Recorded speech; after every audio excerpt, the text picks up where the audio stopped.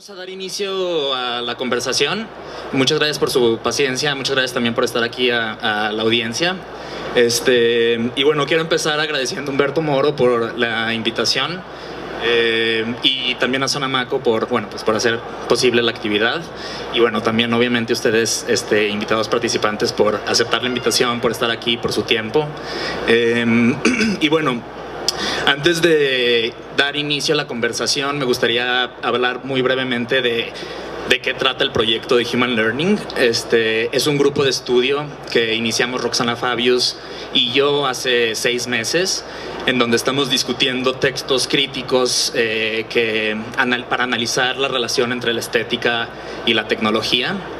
Y estamos como particularmente interesados en los vínculos entre avances tecnológicos y procesos mentales, psicológicos, cognitivos. Y bueno, es un proyecto es un proyecto muy joven, es un proyecto que tiene 6 meses. Esta es la 7ª sesión y es la primera sesión en México. Es el inicio de una serie de encuentros que queremos empezar a hacer aquí. Las sesiones pasadas han tenido lugar en 3 sesiones en Nueva York, en el espacio de experimental P! 3 sesiones en Miami, en Art Center South Florida. Y bueno, me parece también importante mencionar que el proyecto surge de un espacio de curiosidad, más que de un espacio de expertise. Desde nuestro lado surge de sentir de sentir una necesidad como común de desarrollar mayor conocimiento y como una especie de alfabetismo alrededor de estos temas. Y bueno, esto nada más más bien también son las sesiones pasadas, o el proyecto en sí ha sucedido a puertas cerradas. Son conversaciones que hemos estado teniendo con grupos de amigos, con colegas, y son conversaciones que pretenden tener como un carácter hasta cierto grado informal, cómodo, horizontal. Esta es la primera, no es la primera, pero esta es un experimento un poco porque hay una audiencia, pero bueno, esto nada más lo digo para ustedes también, participantes, que se sientan como cómodos de tomar la palabra en cualquier momento, y que se sientan también como invitados a participar tan activamente o tan pasivamente como así lo quieran. Vamos a dividir la sesión, más bien en específico esta sesión, vamos a analizar 4 textos que nosotros ya leímos, y vamos a dividir la sesión en 2. Más o menos vamos a dedicarle 40 minutos a cada parte. La primera parte vamos a leer el texto de Yuval Noah Harari, que se llama Big Data, Google and the End of Free Will. Y en esta misma primera parte vamos a analizar el texto de The Spike de Matteo Pasquinelli. Y bueno, esta primera parte la iba a conducir Ramón Sangüesa, que venía de España, pero desafortunadamente por motivos personales tuvo que cancelar su participación. Entonces voy a hacer un breve resumen de los textos y plantear algunos puntos de discusión para el grupo. Y en la segunda parte, Nave Yeya, que viene muy generosamente desde Nueva York, va a conducir esta segunda parte de la conversación, y vamos a dedicársela al estudio del capítulo Spiritual Cyborg de Technosis de Eric Davis. Nave, les digo, viene de Nueva York, es un escritor, crítico cultural mexicano, pero tiene ya muchos años viviendo allá.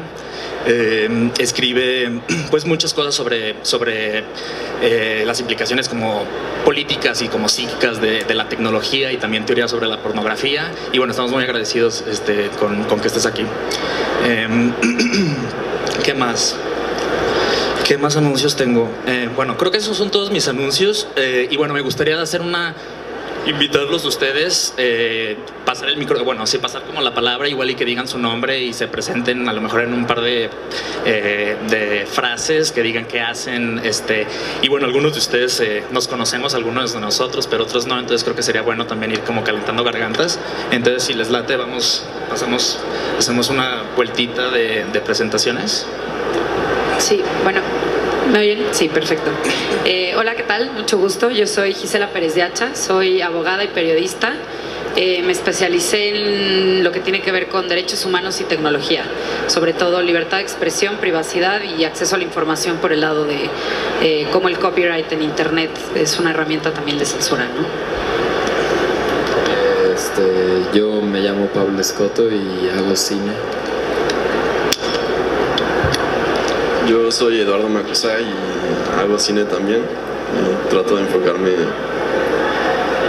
pues en temas que, no sé, que se relacionen a cómo los humanos nos percibimos contra otras entidades, como, no sé, digamos, la inteligencia artificial o un glaciar. Yo soy María Torres, y hago mi doctorado en Filosofía de la Tecnología y Humanidades Críticas. ¿Ahora? ¿No? Está apagado. Hola, bueno, yo soy Paz.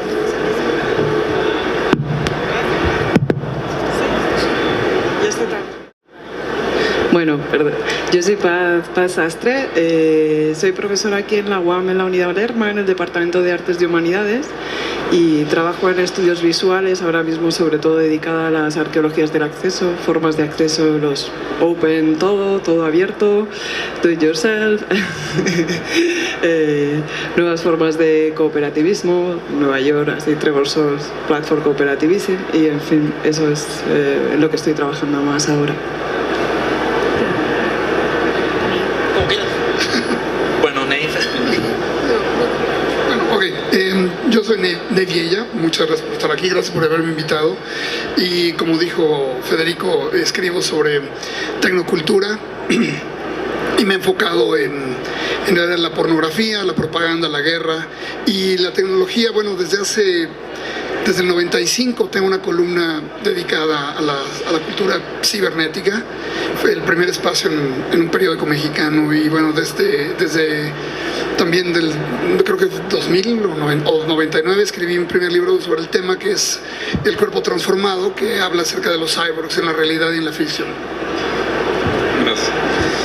Mi nombre es Víctor Zelaya, soy galerista, y mi acercamiento con la tecnología no es de estudios ni de más que de curiosidad, muy interesado en el futuro, en lo que viene, posthumanidad. Y recientemente, hace un año, empezamos a invertir en un fondo que abrimos mi hermano y yo, que se llama Breakoff, en tecnologías emergentes como quantum computing, nueva energía nuclear y materiales nuevos como el grafeno.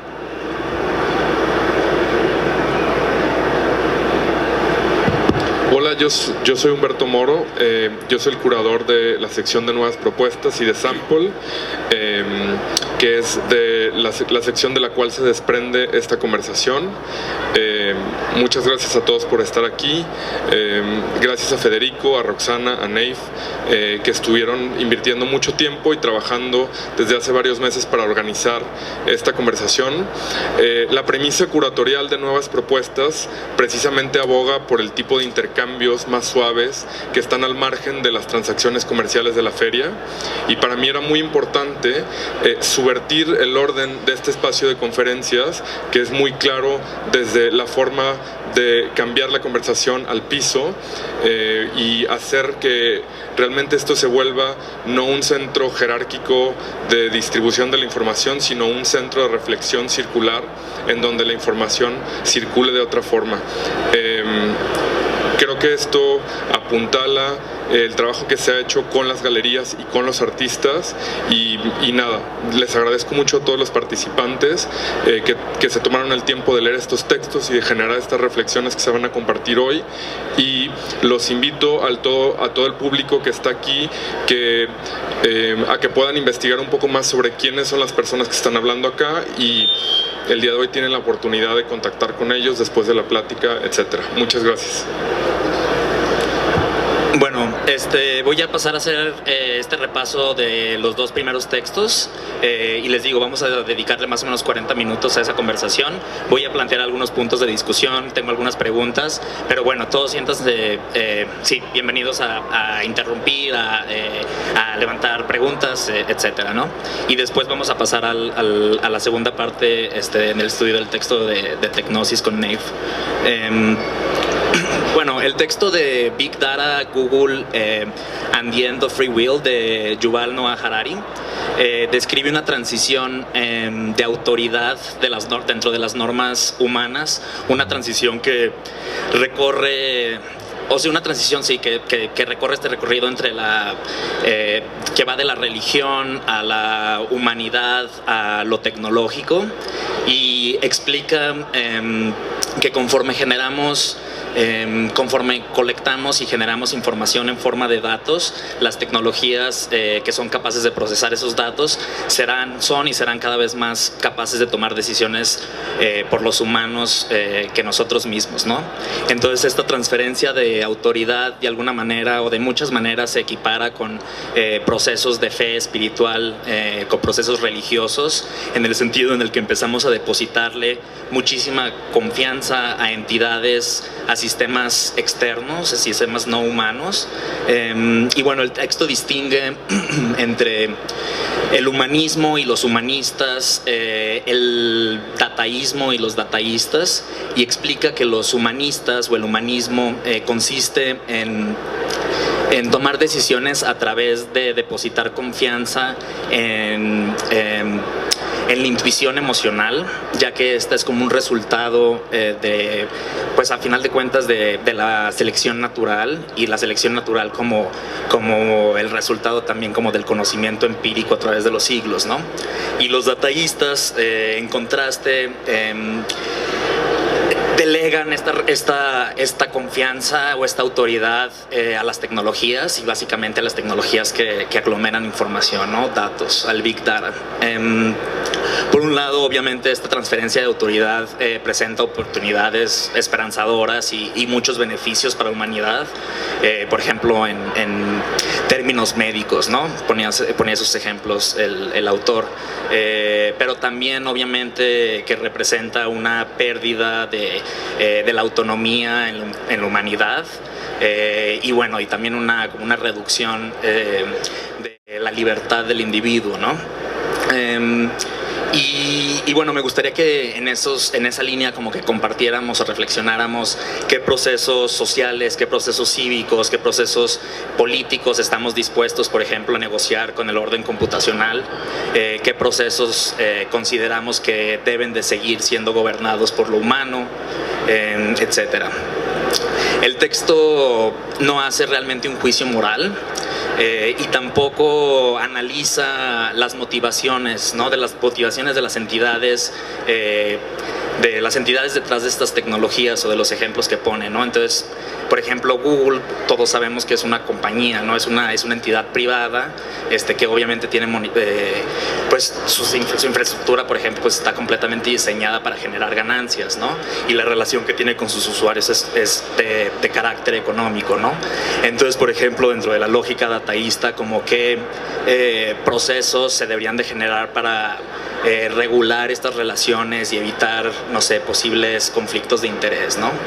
Al mismo tiempo también sabemos y vemos cada vez más ejemplos en donde las tecnologías, sabemos que las tecnologías están diseñadas por individuos, ¿no? Y vemos muchísimos ejemplos en donde se ven reflejadas las subjetividades, donde las tecnologías son parciales, donde se refuerzan muchos estereotipos culturales, etcétera, ¿no? Entonces, ¿cómo se podría lograr una neutralidad dentro de esta información si es que quisiéramos abogar como por este orden dataísta? Por otro lado, y bueno, esto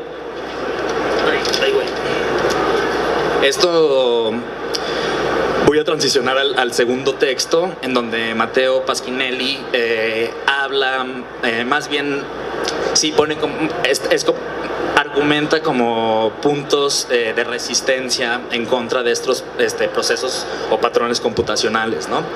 Y utiliza metáforas, sobre todo geométricas, para explicar o para pintar como estos datascapes, a los que les llama, como estos espacios donde se acumula la información, y habla de estos espacios como volúmenes, en lugar de como números o como bits de información. Habla de espacios que son multidimensionales, de espacios que son abstractos, y dice que estos espacios están en proceso, y bueno, sabemos que están en proceso de ser de alguna forma colonizados, ¿no? Son espacios políticos, pero que están de alguna forma fuera del control de las instituciones tradicionales, responden más a órdenes matemáticos que a parámetros humanos. Y sí, funciona como una nueva topología, haz de cuenta, algorítmica. Y bueno, habla de, cuando se refiere a volúmenes, habla de patrones, ¿no? Habla de cómo esta información o eventos que se ven repetidos empiezan a formular imágenes como efectos de gestalt o de apofenia, y en muchos casos estos patrones o estas imágenes a las que les cargamos de significado o analizamos estos patrones, en muchos casos sí son el resultado de patrones de comportamiento humano, pero en muchos casos también proyectamos significado en lugares en donde no lo hay, ¿no? En datos, en cargas de información que realmente no tienen este significado. Y bueno, esto en muchos sentidos, de muchas formas es utilizado para ejercer poder normativo, ¿no? Pone el ejemplo de los algoritmos que están ahorita como que son muy polémicos para los algoritmos que están prediciendo normas para aplicar cuestiones policíacas, ¿no? Pone también el ejemplo de DARPA, que tiene este proyecto que se llama Adams, en donde están rastreando como el comportamiento de los soldados a través de sus usos virtuales, para ubicar como su salud mental, pero también como amenazas potenciales. Y bueno, un punto que más bien el autor se enfoca mucho en la idea de las anomalías y de que el estudio de los patrones dentro de la información, más que del estudio del patrón en sí mismo, es de la anomalía dentro del patrón, ¿no? Y dice que tanto la anomalía como el patrón son como dos caras de la misma moneda. De alguna forma, la anomalía solamente existe y solamente se puede analizar en contraste con el patrón, y al mismo tiempo el patrón solamente existe a través de la ecualización de múltiples anomalías o de diferentes efectos, ¿no? Y dentro de esta como geometría metafórica utiliza el concepto de the spike o picos, y de ahí el título del texto. Y habla de la anomalía como spikes, ¿no? Como picos. Y dice que estos picos se pueden interpretar también desde dos lados: desde el punto de vista de la autoridad, en donde el pico parece un acto no normal que tiene que ser modulado, o desde el punto de vista de la inteligencia colectiva como un acto, como el surgimiento o el nacimiento de un acto supernormal, que de alguna forma invita como a nuevos órdenes de vida, ¿no? Y bueno, al final del texto cuestiona cosas de activismo digital que buscan ofuscar o confundir o volverse invisible ante las lecturas algorítmicas, e invita al lector en contra de esta invisibilidad, ¿no? Invita al lector a generar picos. Y bueno, a mí me gustaría que habláramos sobre esto, porque obviamente que generar picos tiene pues altos grados de responsabilidad social, y desde el punto de vista, y bueno, también tiene como muchas implicaciones pues muchos peligros, no nada más de los individuos que están generando esta hipervisibilidad, sino también hacia terceros, ¿no? Entonces hay como una gran responsabilidad con el activismo digital. Y bueno, ya para concluir, quiero poner en contraste como las conclusiones de los dos autores. Por un lado, Harari cierra su texto planteando una alternativa al dataísmo, en donde dice que lo único que se puede hacer es, para estar fuera del algoritmo o para tener autonomía sobre ti mismo, es conocerte mejor de lo que podría conocerte cualquier proceso computacional, ¿no? Y bueno, obviamente, y hablaremos, me imagino, también cuando analicemos el texto de Tecnosis, como de esta idea, que es muy romántica y como idealista de conocerte a ti mismo, y que también presenta como un conflicto porque sugiere, pues tiene como un problema de privilegio, creo yo, ¿no? La idea de ser capaz de conocerte a ti mismo tiene una carga de cuestiones de privilegio. Y en contraste con esto, Pasquinelli no habla de un proceso de internalización, sino de externalización. Habla de generar contrastes, ¿no? De generar estos picos, y bueno, otra vez creo que sería interesante hablar de las amenazas y los efectos a terceros y como cuestionar estos actos o la responsabilidad de gente que está generando hipervisibilidad en línea, ¿no? Y bueno, ahora me gustaría pasarle la palabra a todos ustedes, y podemos regresar a algunos de estos puntos, algunas de estas preguntas que intenté alzar, pero también si tienen reacciones inmediatas o quieren sugerir otras preguntas, bienvenidas. Bueno, yo quisiera hacer como quizás una especie de recapitulación, pero con un ejemplo más práctico, porque no sé si en la audiencia nos siguieron hasta donde íbamos. Creo que es un texto bastante complicado, y luego nada más, a mí antes me pasaba que me hablaban de algoritmos y ya como que ya no entendía nada de lo que está hasta la fecha, ¿no? Pero bueno, es decir, creo que me gusta tomar el ejemplo de Google, porque además se menciona en los dos textos, ¿no? Y es un servicio que usamos todos los días. Creo que Google hoy ya no es mucho más allá que una sola compañía, es sinónimo de conocimiento. O sea, no te acuerdas de algo y vas a Google. Ahí está un verbo, googlear. ¿Por qué decimos googlear en vez de buscar en Google, no? Hasta ahí hay una como colonización hacia nuestro cerebro.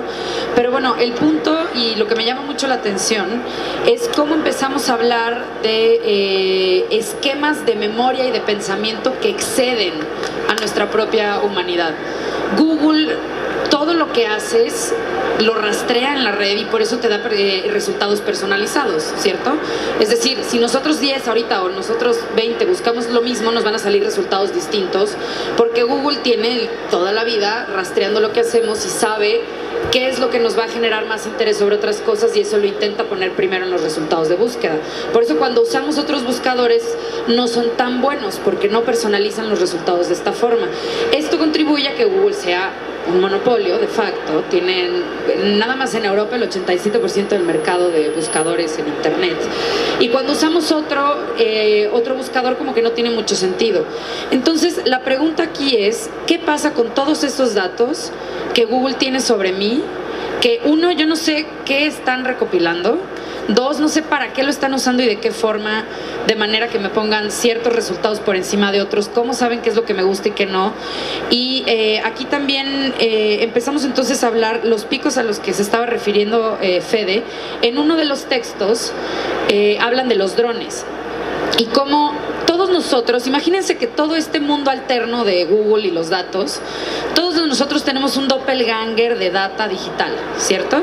Entonces, en todo ese mundo de doppelganger de data digital hay patrones de comportamiento, hay lo normal que la gente busque, y lo anormal que la gente busca entonces se detecta como un pico. El segundo autor del texto, Pasquinelli, decía como make spikes, ¿no? O sea, hagan picos, no sean normales, porque por supuesto que en esta sociedad es una forma de vigilancia. Ahora que ya saben esto, ¿te meterías a buscar, no sé, inserte por favor aquí cualquier comportamiento sexual que se considere desviado de la norma heterosexual o lo que sea, ¿no?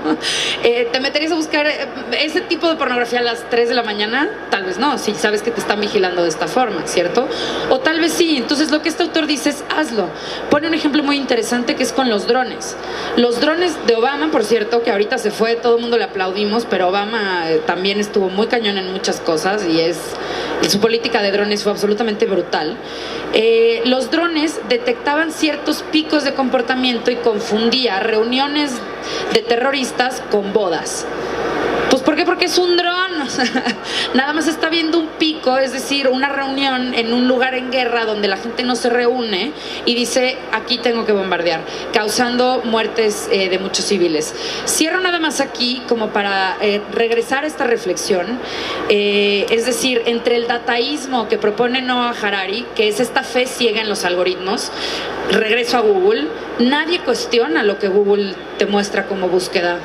Tú buscas algo en Google y dices, pues seguro es cierto, ¿no? Si Google lo dice, lo estoy googleando, es la fuente del conocimiento, ¿no? Seguramente el orden y la forma en la que me lo presenta es algo objetivo y neutral. Bullshit. En absoluto no es ni objetivo ni es neutral. Y lo peor de todo, para agregar un poquito al mix, es que son algoritmos con un bias enorme que están diseñados para mostrarnos lo que nosotros queremos ver. Es un espejo de nuestras propias preferencias. Y para acabarla de chingar, están protegidos por propiedad intelectual. Entonces no tenemos forma de fiscalizarlos. Entonces a mí, y aquí salgo del closet, yo soy muy pesimista en torno a todo esto. El segundo texto que vamos a discutir me costó mucho trabajo por eso.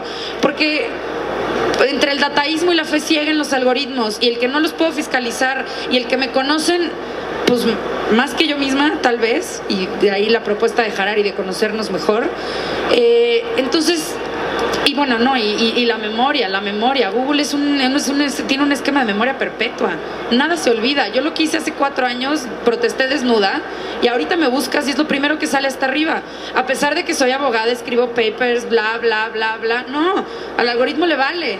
¿Por qué? Pues de alguna forma es eso lo que sale hasta arriba, porque es la preferencia social, es el bias algorítmico. Entonces yo estoy, constantemente perseguida por un hecho de un momento de mi vida que hice, que puede ser una deuda bancaria, que puede ser un delito que cometiste, pero vaya, pues el derecho a la reinserción penal. Entonces también hay una nueva configuración del tiempo. Ya no hay pasado, presente y futuro, sino que es un eterno presente lo que está pasando. Lo aterrizo a Google, sé que va mucho más allá, pero me parece que para efectos prácticos como que es más fácil de entender pensando en Google, doppelgangers y tiempos de esta forma.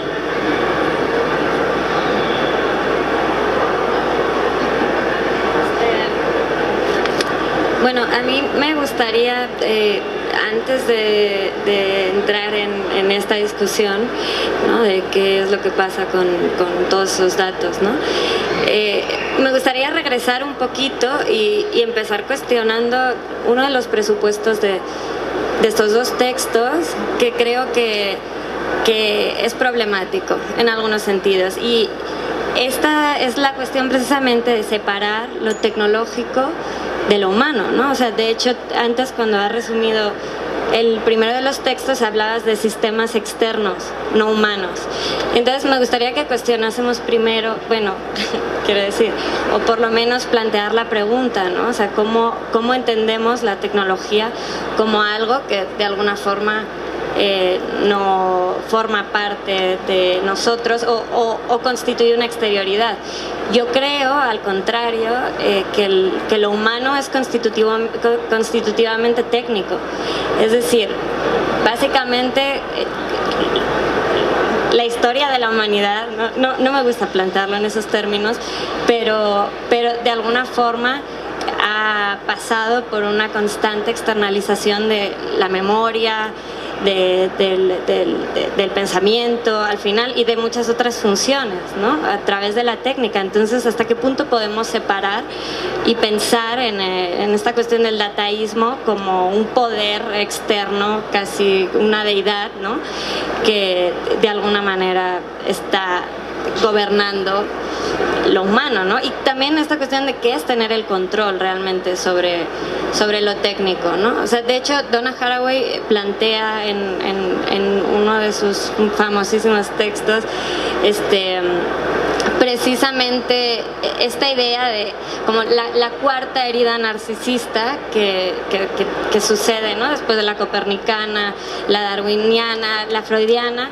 Ella habla de una cuarta herida, ¿no?, que desplaza una vez más esta excepcionalidad de lo humano, ¿no?, que es el giro de la tecnología, ¿no? O sea, el giro de lo tecnológico, el gran giro, ¿no?, que se da a partir de la pues sí, de la revolución industrial, pero particularmente de los años 50 a esta parte, ¿no? Entonces, creo que podríamos empezar también planteando esta cuestión de lo humano y lo tecnológico.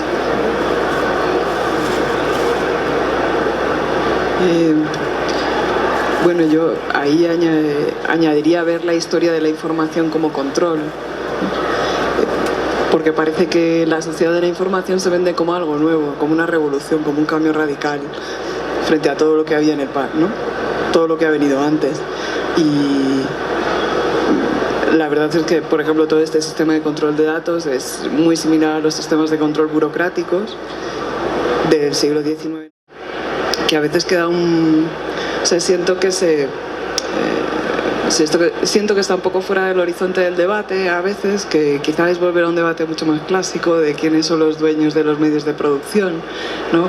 Algo que no está muy de moda, ¿no? Pues sí, ¿quién es el dueño de Google? Realmente, ¿quiénes son los dueños de los algoritmos del control? ¿En qué sectores además tienen la dominancia de mercado? ¿Con qué estados se vinculan o viceversa, ¿no? Y a mí me gusta situar todas estas cuestiones, al menos como yo las puedo leer, es siempre a partir de una óptica histórica y viendo cómo se han desarrollado los sistemas burocráticos, que digo, la burocracia pues no es un invento del siglo XIX ni del Estado-nación moderno, la burocracia es un invento antiquísimo, pero en el siglo XIX adquiere las características, digamos, que hemos heredado de manera más inmediata, para no ir, podemos ir al derecho romano y tal, que eran grandes burócratas también, ¿no? La generación de patrones legales, la generación de patrones tecnocientíficos, o sea, toda la cultura del dataísmo, sin eso no tiene ningún contenido. Es como hablar, como lo que tú decías de este vacío de la tecnología de lo humano, también se la vacía de historia, porque ¿cuáles son realmente los datos o los metadatos? Hablando, es Pastinelli, ¿no? El de la sociedad del metadata. ¿De dónde surge el metadata? El metadata no se inventa con la sociedad de la información, ¿no? El metadata, o sea, las fichas demográficas de población son del siglo XIX. ¿Qué edad tienes? ¿Cuál es tu sexo? Porque claro, solo puede haber dos. Es decir, ¿sí? Edad, nivel de ingresos económicos, no sé, cuánto pesas, es decir, que de pronto todo ese, y a veces las mismas situaciones que se planteaban en el 19 en términos de segmentación y control de la población, ¿no? Como la frenología y los programas de eugenesia que vuelven a estar ahora de modas en las neurociencias, ¿no? Que parece que leyendo la mecánica del cerebro van a entender si es que tú tienes una mente criminal, o sea, se están volviendo a plantear tesis del siglo XIX en un contexto donde se supone que todo es nuevo y revolucionario, y eso a mí me parece, pues igual que el olvido, la distancia que se establece entre lo humano y lo tecnológico, porque estas tecnologías tienen nombres y apellidos muy claros. O sea, si hablamos de Google, bueno, pues es una empresa, tiene una plantilla de profesionales, tiene unos dueños, unos socios, todo eso también es data, ¿no? Todo eso también puede rastrearse y, insisto, hay nombres y apellidos como...